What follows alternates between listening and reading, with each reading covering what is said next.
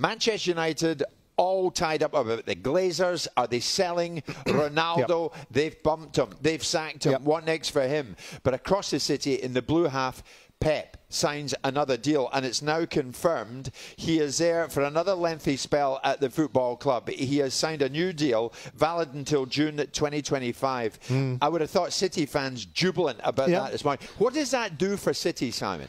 Well, it's good news for City fans, and it's slightly more, troubling news for the rest of the Premier League, because ultimately he's in a situation where he is presiding over a team that's beginning to look like something that I'd never thought they would see, which is a dynasty, because they're winning so many things in the English Premier League. What it tells you is that Pep is very comfortable at Man City. Some people are making observations about, and I can't quite fathom this one, about it's a lack of ambition from him. Well, I mean, I don't quite understand how it can be a lack of ambition. What he's doing, potentially, is he's building a football club that becomes a legacy club. This is an argument about the aristocratic nature of the elite teams in Europe. The Bayern Munichs, the Real Madrids, the Barcelonas, the Manchester Uniteds, and they've had this sort of snooty feel towards Man City because they're a manufactured club in their eyes. The more he lays down the foundation of keeping on dominating English football, if he can land a European title in there, then you're in a situation where this football club will start to be spoken not just as an outlier that's got itself into a situation where it's so dominant in English football, but still gets a sort of attitude that's been manufactured by an alternate means. It'll start to become a legacy club, and Pep Guardiola will be at the centre of that. So it's a great thing, because there's nothing about his performances over the last year that's diminished. He's still absolutely in the groove. Right. And the rest of the Premier League will probably be inhaling, thinking, I thought we were going to get rid of him at the end of this season. I mean, Danny, Simon's on it. 4 titles in the last 5 years. One has to think with Guardiola at the helm again, and it gives them this stability. They can carry on doing what they've been doing so effectively. What we're looking at, the next, 6, 7 titles in the next, 2, well, I think you years. can only look as far as his tenure, which is 2 more years, you just said, I think, didn't you? I mean, it's 2025. Yeah. Continuity is great. The players still seem to play with that intensity that he's always demanded from them. He's got a great way of making brilliant players even better. Not many coaches can do that in terms of work ethic, demanding more from them.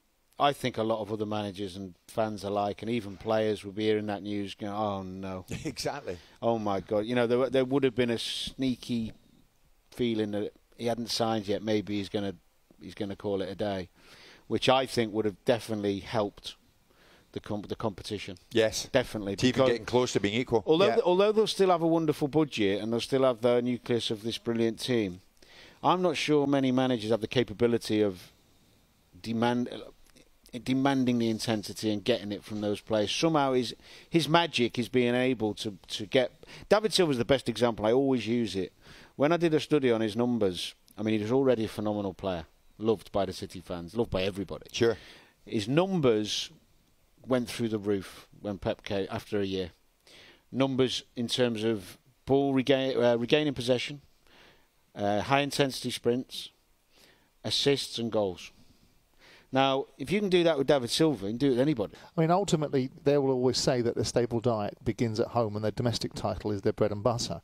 But you really, as part of the legacy that I spoke about earlier on, this football club morphing into something that becomes part of the pseudo-aristocracy of European football, that group of people that perceive themselves to be part of the European Super League, that were the only real value in it.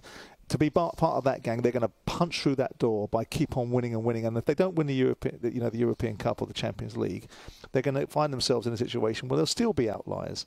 Look, everyone else has got to raise their game. Yeah. He's not the only game in town. He's a very, very, very good coach. And Man City aren't just going to be handed the Premier League. And Jurgen Klopp and those around him, people, we say they inhale and go, oh, he's still going to be around. Rise to the challenge. That's what you've got to do. Rise to the challenge. Simon's right. It's up to the rest now, Danny, isn't it? Indeed it is. Well, all I meant was that, the challenge is greater because of him. Yes. And there would have been, I don't think there would have been too many tears shed if he decided that was the end of his road. Sure. For obvious reasons. A compliment. I mean, I think you're right. Jurgen has to reinvent the team a little bit, I'm sure, at Liverpool. I've got a feeling they'll come good after the World Cup with the injuries coming back. You got Ten Hag trying to implement his style at United. You got Graham Potter at Chelsea. Conte, yeah. I'm not sure Conte will be around for too long, but Arsenal are the ones at the moment who are trying to match them. But it's a tough task. Yes, yeah.